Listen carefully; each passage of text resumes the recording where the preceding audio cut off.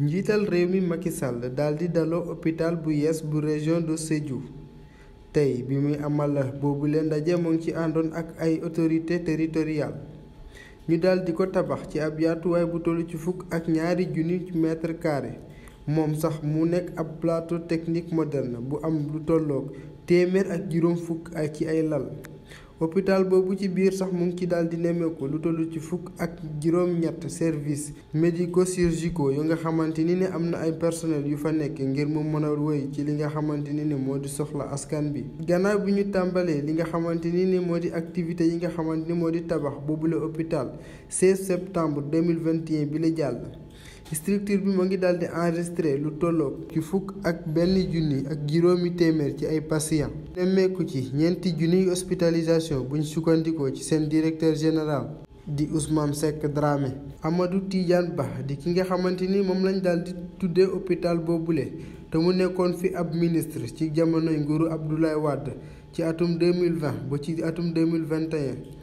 moom le sax mu daal di wuy ji woon boromam ci septembre 2021 gannaaw bi mu làqee lu toll ak juróom-ñett fukk ak ñett ci ay at. avant boobule inauguration région de Sédhiou moo ngi daan dalal li nga xamante ni moo di conseil des ministres décentralisé loolu jëm ci cadre validation maanaam jëmal li nga xamante ni moo di budget d'investissement triennal bi nga xamante ni appoon nañ ko ci lu tolloog ñeenti téeméer ci ay milliards ci suñu koppar gannaaw bi nga xamante ni ne daal dinañ ko biral démb ci conseil présidentiel pour le développement. da ngeen ñu gunge ci ay doomu Sénégal yoo xam ne dañ fay def lu rëy ñu gis ko ay at ñu di ci liggéey mu di Mansour Kama bi nekkoon président CNES te yàlla def ma remplacer ko ak Momar Talla Kane bi nga xam ne moo doon directeur exécutif bi. ñooñu tey la ñu doon sargal pour li ñu def ci réew mi te muy lu rëy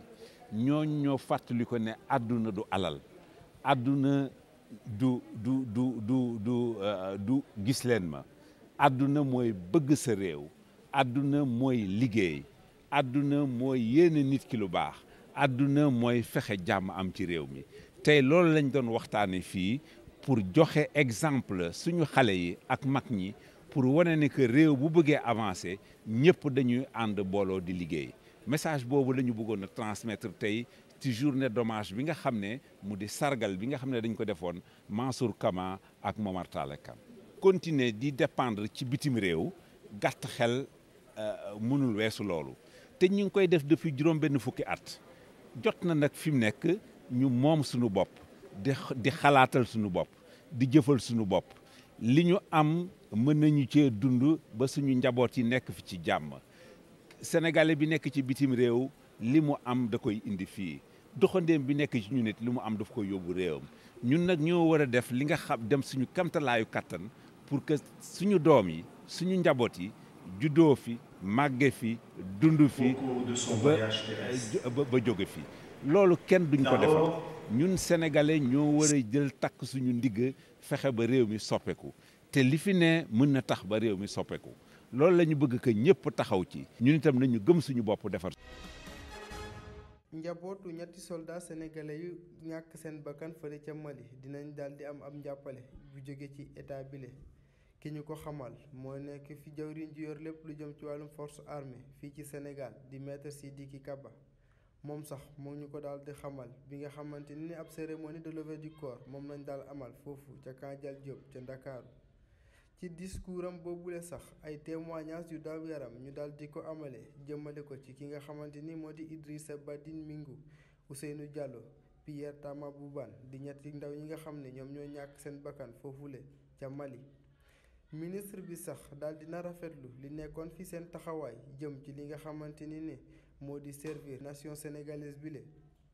ci ab annonce direction de l'information et des relations des armées di direction bi nga xam ne moom mooy yor lépp lu jëm ci wàllum xibaar foofule ci armée bi daal dina xam ne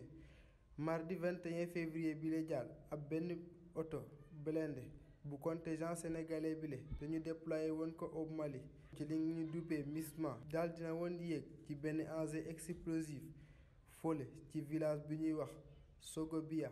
jéey ji sax mu ngi am gannaaw bi nga xam ne convoi sénégalais boobule ñu ngi jóge woon ci benn mission de ravitaillement bu nekkoon ci diggante localité bi ñuy wax Ouagassogou ak Sévéra. ci mission bi jëm ci li nga xam ne moo di saxal jàmm ji ñu daal di déployer lu toll ci 2 junniy militaires sénégalais di góor ak jigéen ñu mën cee nemmeeku ab contingent bu nekk fële ca République centrafricaine ca Gambie ca Guinée-Bissau ba sax ci Mali. ñeenti doomu sénégalais yi mucc ci yëngute suuf ba amoon ci réewum Turquie jamono ji nag ñu ngi ci guddi bu bët setagul ginnaaw bi ñu ñàkkee lépp lu ñu amoon Cekuta Diallo Fatou Nicole Thiam Chérif Cissé ak Cheikh Ahmadou Mbacké Gaye ñoom nag daal di nañu togg ñetti guddi ya nga xamante ne nag ci kaw yi taw ak sedd bu metti la ñu daal di fanaan ci ginnaaw bi la leen ambassadeuru Sénégal ba fare ca diwaanu Turquie daal di leen dëkkal ba pare di leen dundal waaye nag jamono ji moom dafa wax ne rek jotagul benn ndimbal ba nga xamante ni tukkee na ci réewum Sénégal ngir ñu taxawu seen doom yile ba tax nag mu leen di ñaax jamono ji ngir ñu dem ak seen ay moyen bopp bi leen dogal nag bu leen bett lool teg si jaaxal leen ba tax yi leen nangoo ci benn bataaxal di ko ñaawlu te di ñaan état bu Sénégal ngir mu gestu leen. Le président Macky Sall bi mu jëlee nguur bi en 2012 dafa téyewaat lii di Sonacos jëlee ko ci loxo Abba Jaber en 2016 renationalisé ko donc mu nekk benn étape bu kenn bañ a fàtte li nga wax nag mooy xam nga dafa am lu ñuy wax ni Compact Sénégal récemment ñu jagleel Sénégal xaalis bu takku toll ci 1592 milliards ci loolu Sonacos ñu jagleel ka ci 100 milliards loolu yëpp pour une mise à niveau de la Sonacos mais nag ci diggante 2024 ba 2028 mu nekk lu am solo loolu pour ñu tappewaat Sonacos yi nga xam ni ñoo ngi ci Sénégal bi yëpp jëm ci Louga Njaareem Kaolack Dakar Ziguinchor loolu nag mu nekk loo xam ne dañ koy rafetlu dama ni nag président day baax lool suy def conseil tournée économique am si région de Kaolack te ku ni Kaolack nii mooy le bassin arachidier moom si boppam mu tegal tànkam dugg usine bi xool ni usine bi bindoo dana comprendre que même 20 milliards bi nga xam ni def nañu lettre de garantie bi ñu war ko jëli bëtam dana ko may ni installation bi dana soxla lu ëpp 20 milliards day permettre ñu wuti matière ba lu ñëwati sax ñu mën ko nal ndaxte balaa ngay ni naam day fekk nga nekk fa machine yi moom lu am solo la si usine Sonacos lu la jox nga mën ko nal dëwlil def ko si marché bi. Confédération africaine bu football daal di fësal li nga xamante ne mooy 11 type bu phase de groupe yi bu CAN U20 fale ci Égypte Sénégal daanaka am na ci part bu rëy ndaxte ñeenti joueurs moo daal di nekk ci boobule liste CAF daal di amal liggéey boobule kat ginnaaw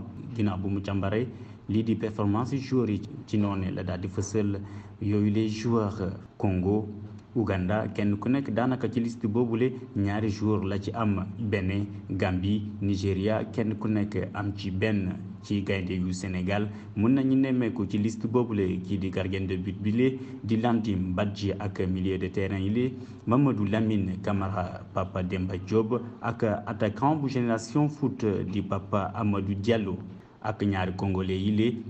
Prince Soussou ak Deogracia Basinga ñaari Ougandais yi Torache Oshaki ak Roger Mujisha ak doomi Gambien bi di défenseur di Aladji Sané arrière droit béninois Abdoul Rachid ak arrière gauche nigérien bi di Solomon ak Balaka ki nga xamante ne moo ndar képpe boobule 11 type yemul ci loolu kese ndaxte entraîneur yi tamit am nañ ci wàll sélectionneur gambien bi lee di Abdoulaye Bodian la ñu nommé kii di meilleur entraîneur ci phase de groupe CAN U20 2023 fale ci Égypte.